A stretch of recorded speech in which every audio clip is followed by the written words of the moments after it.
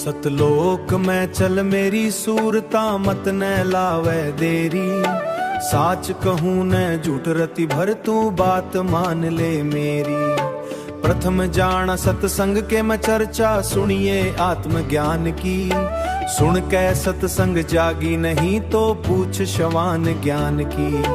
तीर्थ भरत ये पितरा पूजा लेके नाम से भक्ति करिए कबीर भगवान की। मत सुन मन शैतान की ये चैकस गाले घेरी। सतलोक में चल मेरी सूरता मत न लावे देरी। साच कहूँ न झूठ रति भर तू बात मान ले मेरी।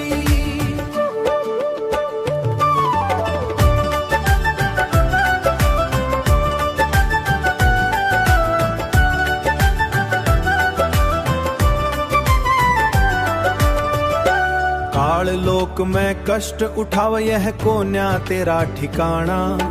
मात पिता संतान संपत्ति का झूठा बुन रही ताना। जाप पिता संतान मिल जावे जब सुमरण में मन ल्याना। सार शब्द तेरे काटे बंधन आकाश उड़ जाना। सार शब्द तेरे काटे बंधन आकाश उड़ जाना। तिरकुटी में आना है सुरता मत ना भटके बेरी। सतलोक में चल मेरी सूरता मत न लावे देरी। साच कहूँ न झूठ रति भर तू बात मान ले मेरी।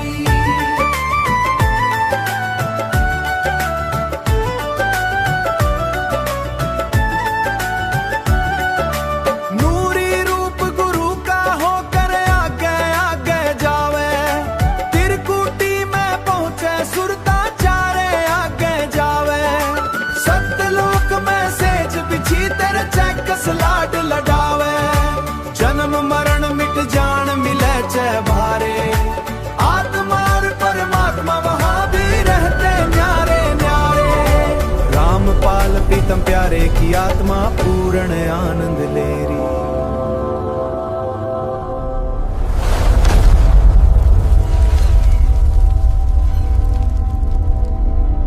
सतलोक की अद्भुत यात्रा, हमारी आत्मा का असली घर। दोस्तों, आज हम आपको एक ऐसे रहस्य के बारे में बताने जा रहे हैं जिसके बारे में बहुत कम लोग जानते हैं। ये रहस्य है हमारी आत्मा के असली घर का। इस संसार में जन्म लेने वाला हर मनुष्य सुख की तलाश करता है। वो चाहता है कि उसके जीवन में कभी दुख ना आए, कभी बीमारी ना हो, कभी मृत्यु ना हो। लेकिन क्या आपने कभी सोचा है कि ऐसा स्थान वास्तव में कहीं है भी या नहीं? संतों के अनुसार ऐसा एक दिव्य लोक है जिसे सतलोक कहा जाता है। ये वो स्थान है जहां न जन्म है, न मृत्यु है, न दुख है, न बीमारी है। ये हमारी आत्मा का असली घर है। लेकिन दुख की बात यह है कि आज के समय में बहुत कम लोग इस सत्य को जानते हैं। हम पढ़े लिखे तो हो गए, लेकिन आध्यात्मिक ज्ञान से दूर हो गए। हमारे धार्मिक गुरु भी हमें इस रहस्य के बारे में पूरी तरह नहीं बताते। इसी कारण मनुष्य जन्म लेकर भी अपने असली घर के बारे में नहीं जान पाता। स्वर्ग और नरक का रहस्य। हम बचपन से सुनते आए हैं कि अच्छे कर्म करने वाले स्वर्ग जाते हैं और बुरे कर्म करने वाले नरक में जाते हैं। लेकिन संत बताते हैं कि स्वर्ग और नरक स्थायी स्थान नहीं है। स्वर्ग को आप एक होटल की तरह समझ सकते हैं। जैसे कोई अमीर व्यक्ति गर्मियों की छुट्टियां बिताने के लिए पहाड़ों पर जाता है, शिमला, मनाली या किसी ठंडी जगह पर। वहां वो होटल में कुछ दिन रहता है, आराम करता है, पैसे खर्च करता है और फिर वापस अपने घर लौट आता है। उसी तरह जब कोई व्यक्ति अच्छे कर्म करता है तो उसे कुछ समय के लिए स्वर्ग में सुख भोगने का अवसर मिलता है। लेकिन जब उसके पुण्य समाप्त हो जाते हैं तो उसे फिर से इस संसार में जन्म लेना पड़ता है। दूसरी ओर जो व्यक्ति पाप कर्म करता है उसे नरक में दुख भोगना पड़ता है। नरक में यमराज के दूत पापी आत्माओं को उनके कर्मों के अनुसार दंड देते हैं। अनेक पापों के दंड का वर्णन गरुड़ पुराण में विस्तार से किया गया है। इसलिए संत कहते हैं कि स्वर्ग और नरक की इच्छा भी नहीं करनी चाहिए, क्योंकि दोनों ही स्थान अस्थायी हैं। कर्मों का चक्र। जब मनुष्य स्वर्ग और नरक में अपने कर्मों का फल भोग लेता है, तब उसे फिर से इस संसार में जन्म लेना पड़ता है। कभी वो मनुष्य बनता है, कभी पशु, कभी पक्षी, कभी कीड़ा। इस प्रकार आत्मा 84 लाख योनियों में भटकती रहती है। इसे ही 84 लाख योनियों का चक्र कहा जाता है। ये चक्र तब तक चलता रहता है जब तक आत्मा को अपने असली घर का ज्ञान नहीं मिल जाता। सतलोक का रहस्य। संतों के अनुसार इस पूरे ब्रह्मांड से ऊपर एक दिव्य लोक है जिसे सतलोक कहा जाता है। ये लोक किसी स्वर्ग से भी हजारों गुना अधिक सुंदर और दिव्य है। सतलोक वो स्थान है जहां स्वयं परमेश्वर निवास करते हैं। संतों के अनुसार परमेश्वर का वास्तविक नाम कबीर है, जिन्हें सतपुरुष भी कहा जाता है। सतपुरुष का शरीर मनुष्य के समान दिखाई देता है, लेकिन वो अत्यंत दिव्य और प्रकाशमान है।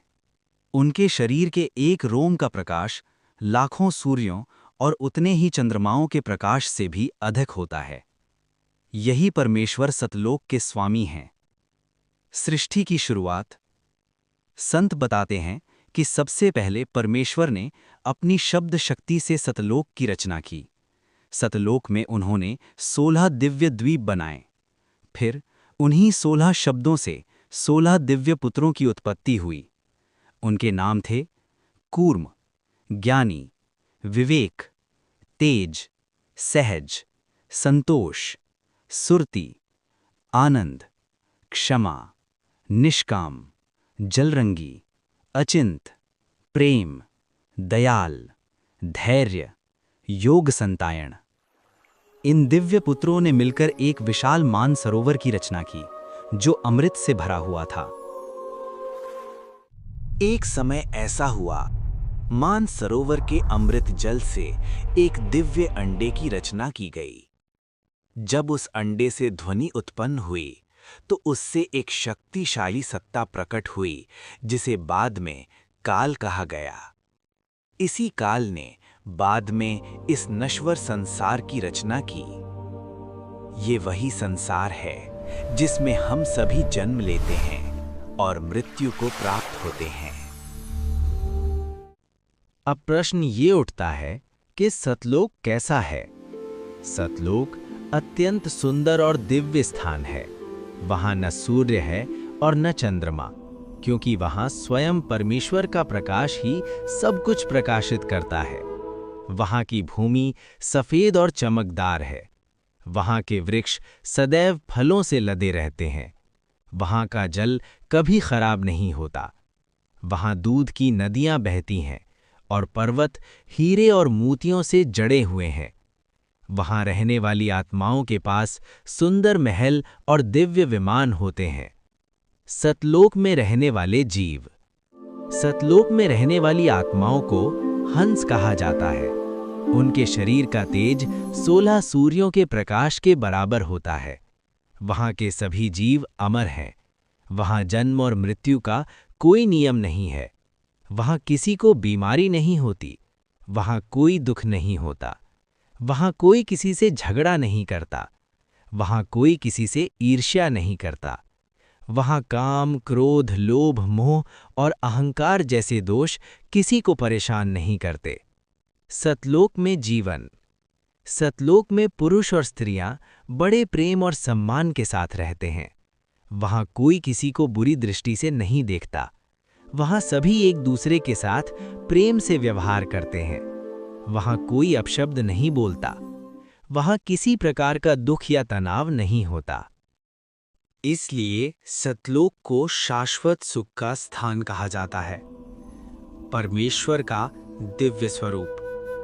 सतलोक में परमेश्वर का स्वरूप अत्यंत दिव्य है। उनके शरीर के एक बाल के रोम का प्रकाश करोड़ों सूर्यों और चंद्रमाओं के संयुक्त प्रकाश से भी अधिक होता है। उनका शरीर अमर है। वही परमेश्वर संपूर्ण सृष्टि के स्वामी हैं। यह पृथ्वी से दूर एक प्रकाशमान स्थान है, जहां जन्म, मृत्यु, बुढ़ापा, बीमारी या कोई दुख नहीं है। यहाँ अमर आत्माएं हंस संत रामपाल जी महाराज के सत्संग के अनुसार अपने निज महल और विमानों में निवास करती हैं। सतलोक की प्रमुख विशेषताएं। सर्वोच्च प्रकाश। सतलोक स्वप्रकाशित है, जहां कोई सूर्य या चंद्रमा नहीं है, फिर भी वहां प्रकाश करोड़ सूर्यों से अधिक है। अमरलोक। यहाँ के जीव आत्माएं अमर हैं। यहाँ जन्म मृत्यु का कोई नियम नहीं है। दुख रहित। यह पूर्ण सुखमय स्थान है, जहाँ कोई काम, क्रोध, लोभ, मोह या अहंकार नहीं है। नूरानी दुनिया। सतलोक का निर्माण नूर अर्थात दिव्य प्रकाश तत्वों से हुआ है। अमृत भोजन। यहाँ की मिट्टी श्वेत और चमकदार है और नदियाँ दूध दही की बहती हैं।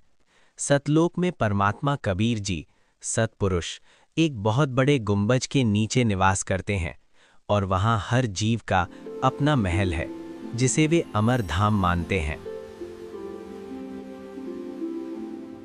अगली वीडियो में हम काल की उत्पत्ति को विस्तार से समझेंगे। साथ ही ये भी जानेंगे कि हम आत्माएं इस काल के जाल में कैसे फंस गईं। अगर आपको ये आध्यात्मिक जानकारी अच्छी लगी हो तो वीडियो को लाइक और हाइप जरूर करें और ऐसे ही सतलोक के दिव्य ज्ञान और सच्ची भक्ति की जानकारी पाने के लिए हमारे चैनल को सब्सक्राइब करें। इस वीडियो को अपने दोस्तों और परिवार के साथ शेयर भी करें ताकि वे भी इस अनमोल ज्ञान को जान सकें।